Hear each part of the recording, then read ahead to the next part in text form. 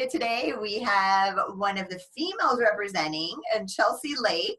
She is a digital nomad and has been for about 4 years. So she is going to share her story about traveling the world, how she does it, why she does it. So I will let her launch right into it.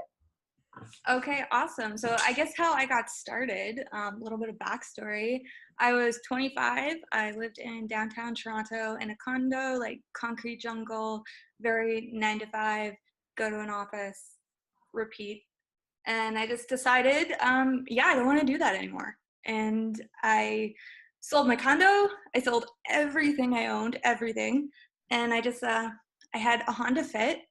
I loved it. It's an amazing little travel car, Retsac. And then I got a remote job. I was already working kind of 50% of the time remotely because I do web design and development.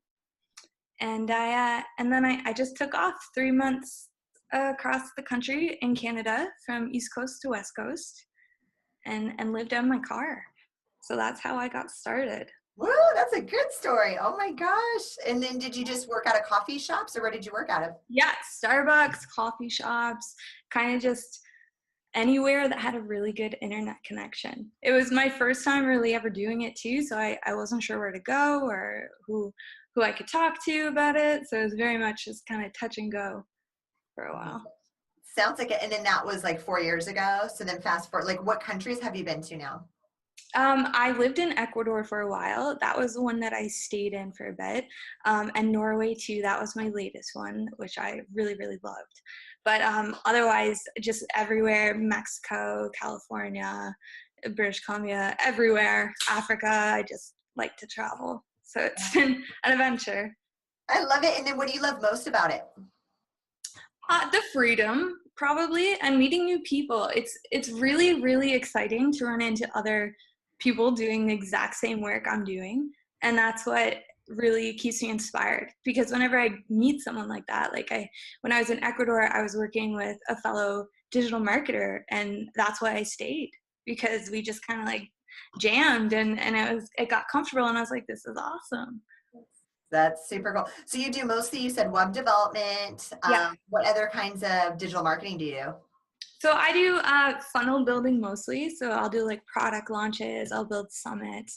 I do a lot of it of everything. So I'm very much a generalist. So like design, development, launches, summits, everything. Yay, no, good deal. Because we're going to put your contact info on here because I'm sure people that come across this interview, are always looking for somebody that can help in that realm of work. So I love that. And then what would you say, my next question is, what would you say you liked least about just living this type of lifestyle? Probably like, it might sound a little funny, but it's really, really hard to find a routine to like work out, stay in shape. Like, how do you do that when you're traveling and you don't know where to go and you don't know what's going on? And so like finding random gyms to stop into and kind of getting a free day pass, like that's difficult. And also meeting people, it's really hard to establish a community when you're not somewhere for a really long time, but you also really want to be around people that are like you and like really spirited and excited about like building things.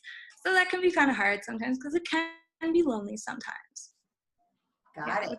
I know you always see the glamour side of it, right? On like Instagram, you see these beautiful photos and even when I've traveled, there's been times where I'll just kind of isolate. I'll be in a beautiful country, but I'll just like isolate in my hotel room for like a couple days. I'm like, what am I doing? That's definitely been a common theme amongst people that are living the digital nomad life. And then how do you find the places you stay at? That has been interesting in the beginning, because I did my first like stint of this was in my car. I was in my car. After that, I Airbnb'd for a while. That was kind of my next go-to. And then as I started building more networks, now I kind of just like throw it out there. And I get other people kind of being like, oh, I'm going to be in this city at this place and I'll be living in this, co-working space, or you can stay at my parents' house in Spain because there's no one there right now. And I'm like, oh, perfect, thanks. So it's nice when you start building the networks. But I mean, like 3 years ago, I wouldn't have known anybody or even known where to begin. So Oh, cool. Okay, so it's just different. So Airbnbs, have you stayed at hostels at all, or have you? yeah, hostels, Airbnbs, like a tree house. Like, Ah, nice. Oh my gosh, that's awesome. And then what do you look for when deciding on where to, I mean, obviously you put out to your networks and that's word of mouth and that's perfect. But like, if you're looking for Airbnb, what do you look for specifically? probably like a really good internet connection is really, like That's a common answer. that's my go-to. Otherwise, I don't like. I'm not picky at all. I kind of like the adventure of not really knowing what I'm getting myself into sometimes, I suppose. No, and in being, and doing this alone and doing this as a female, like I have to give you some credit for sure. Which I mean, I know it's more common now. I mean, I even did a road trip through the Midwest. I did a road trip last year, and I think I was in Salt Lake City, Utah, or something on the way out. And the girl was like, it was a hotel night, like a nice hotel, and she's like, "You're driving alone? You're doing a road trip alone?" I'm like, "Yeah, like I don't even think twice. But that's cool. And sleeping in your car, like where would you park your car? Yeah, that's a great question. My parents didn't like that one too much. It's in Canada. Honestly, it's just so much wide open spaces everywhere. I actually slept at a lot of churches. I found that to be kind of a Oh, safe that's a haven. good idea. There's a house for Yeah. anybody that needs to sleep in their car. Exactly. So churches and like and just like it fields, that kind of thing. Like I woke up surrounded by sheep one day. The only time I ever got anyone like interested in my car was in Jasper in Canada. And I had like a cop come over and kind of be like, "Hey, what are you doing?" And I was like, "Oh, I'm just taking a nap." And he was like, "Okay, just making sure you're safe." And that was that. So that's the most interaction in 3 months I had with someone interested in why I was sleeping in my car. So Yeah, that's yeah. good. That's awesome. Oh my gosh. And then, was there a place that you wish, that you didn't want to leave? Just talk about a time where you loved where you're at and you didn't want to actually leave, but maybe you already had the flight booked or something.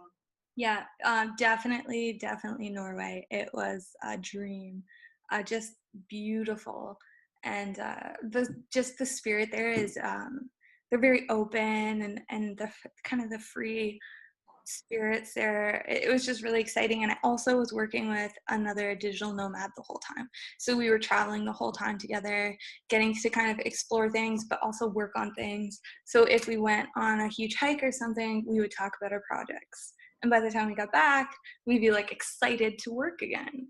So that was really, really great. And I never wanted to leave. It was beautiful.